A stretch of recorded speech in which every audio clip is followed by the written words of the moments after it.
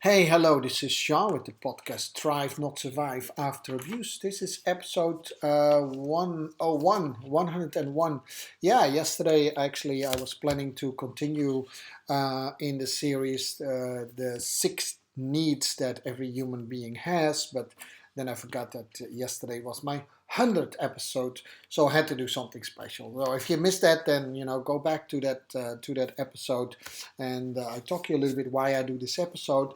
And in the meantime, I talk a little bit about, did human beings evolve over time, yes or no? And I'm not meaning coming from the apes and then become human beings, but really, progress in awareness and consciousness. If that has your interest, I would highly recommend to go back to that topic.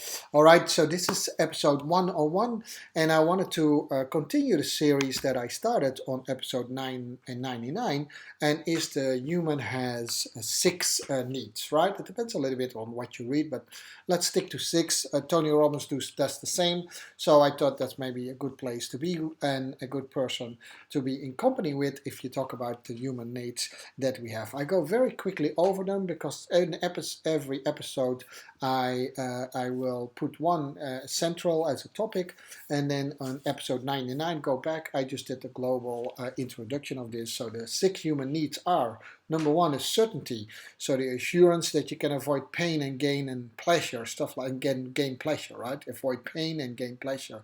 Number two would be uncertainty and variety. We all have a need to have uncertainty and variety. Seems almost like contradictory to the number one, and you know the significance of that one very quickly. By the way, talking about significance, the human need number three is significance.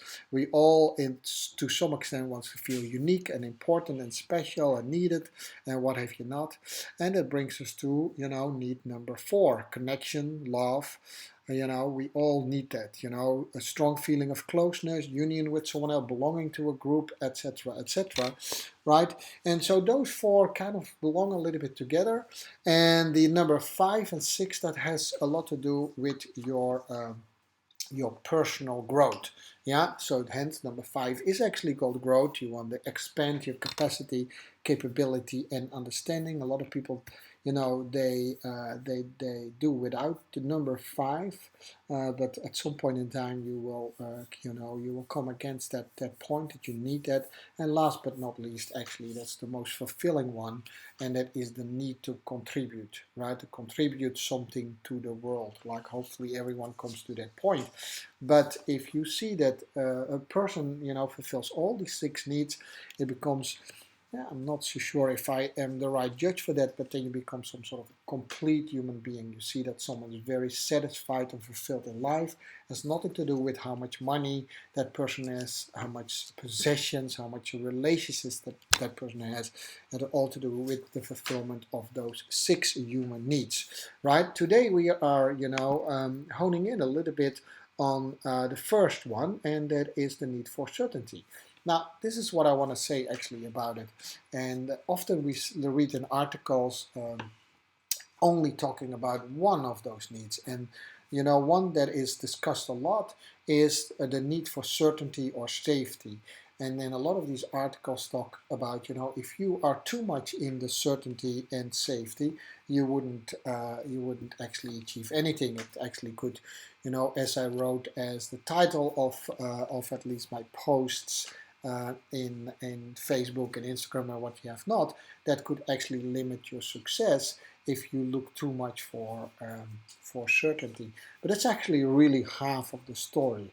So if you write an article about this and you only write that one need, then you could definitely overdo it. If you overdo certainty, then maybe you do yourself short because you need to have variety in your life as well.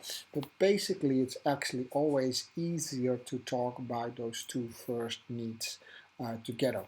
Try to do my best to have one in central.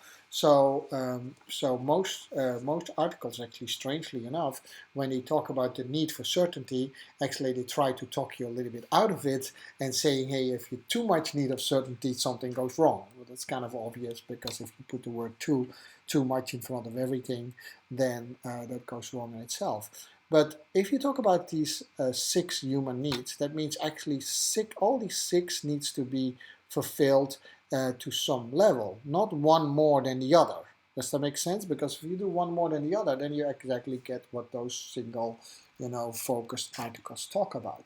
So to what level do you need to have then a certain amount of certainty? Well, of course, certainty has a lot to do with knowledge, right? And if everything would be ideal, you would know everything before you take the next step. Now, that is something that is unhealthy.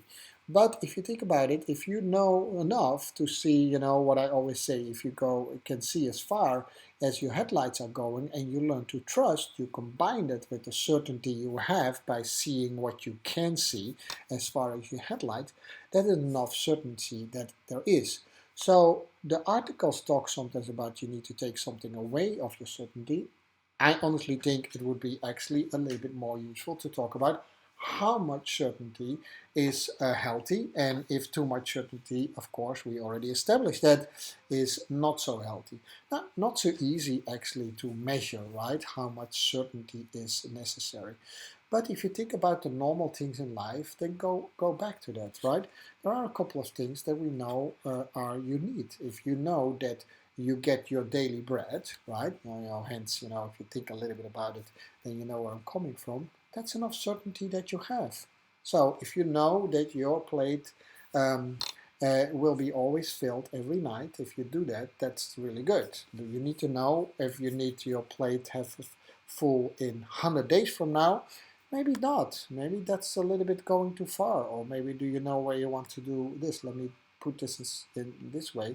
I think it's really good to save for your retirement and so on, but sometimes that can go too far and you get too paralyzed. If you have no retirement at all, that's not too good either, right? So there's a good balance in it. Unfortunately, I had a few colleagues of mine, and they went in retirement, and literally in the first year of their retirement, they died. So they worked their whole way, they slaved their whole life for their retirement, and they had never the time and place to enjoy it. So make sure that put some certainties in place, but also make sure that you live in the now, right? So it needs to be an incredibly balance of that. Don't go too far.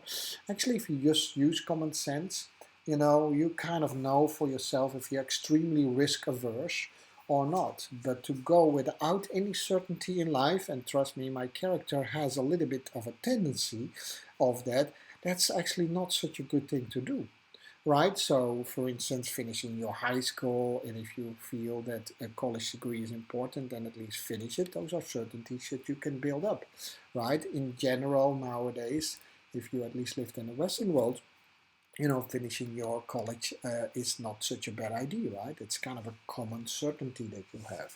Now, if you bring that down to where these feelings of certainties came from, is just know if you know how to handle certain situations. Say you go into a car and you know that 80-90% of the situations that I come across, you know that you can handle those, then you drive actually safely and confident. If you have the feeling that you need to be able to handle all 100% of the situations that you come across, you probably will never get into a car. So then you get paralyzed by looking for certainty, right? So you can go to the main factors in your life, and let's do the big ones, right? Let's do first of all your health. If you have a healthy diet, you have your exercise, you have a healthy sleep, you get enough fresh air, you kind of have the certainty that you live a healthy life. Now, does that mean you cannot be hit by any disease or something bad? Of course you can, but you took out most of the normal risk, right? So if you assess your life and you don't eat well, right, okay, you actually took away your own certainty of have a long and healthy life. Does that make sense? So then maybe you could have an insurance for that, but that's not really a certainty. That is just a safety net when things go wrong. But basically, you don't need. Well, might want a safety net, but I think that's not a good approach. So health is very easy. If it comes to mental health, there are also a couple of things that you could put in place so that you have the normal certainty that things go well in your life. If you have a very stressful life, you have a stressful job, you have stressful anything in your life, you can almost count on it that something will go wrong in your life. So that's not building certainty, right? Now, if you go into the other area, and if the listener of my podcast, you know that I make a circle around the 5 energies that we have, the 5 life energies. So hence we come to the relationships. If you're very argumentative, right? If you take relationships not so serious, you actually take out your own certainty of getting any happiness in your relationship. It's not that hard to figure out. Does that make sense? And then you come to the next energy. And so while I'm on a roll, I might as well finish all of them, right? So, and that is if you never take any actions, if you're very passive in life, you actually take the certainty out of your life that you will achieve anything, right? So, and the same thing with your spiritual life. If you have no gratitude, you don't care about anything else, you don't feel that the world is connected at all, I can guarantee you that you take out of your life the certainty that you have a fulfilled life, right? So, certainty in life is an absolutely must, right? So, if you read through those articles, often they want to talk you out of certainty. They say you need to be more adventurous and stuff like that. We'll talk about that tomorrow. But everything is balanced, right? So, you definitely need to have a certain certainty in your life.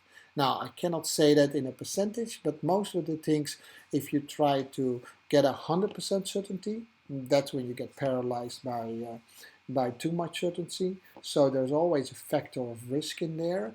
And it's definitely something that can be learned, but most people actually have that by nature, right? It's coming from that tribal thing that you would walk in an area where there are a lot of wild animals, and you know that most of the times you can actually, handle a situation, but and that is the same thing when you have children, we try to prepare them for good choices, but we know they will mistakes and hope and pray that those mistakes will not so big. But if you try to protect your children for everything, that is actually not even possible and actually very unhealthy.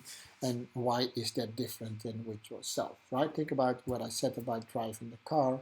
If you're a confident driver, you know that most of the situations you can handle, but actually you also know that there might be a situation, hopefully you never come into it, that you actually are not able to do that. It's just a matter of life. So that's the balance about certainty. I hope that made a little bit sense. That it is not that I'm trying to talk you out of certainty. On the contrary, needs to be a healthy balance of certainty.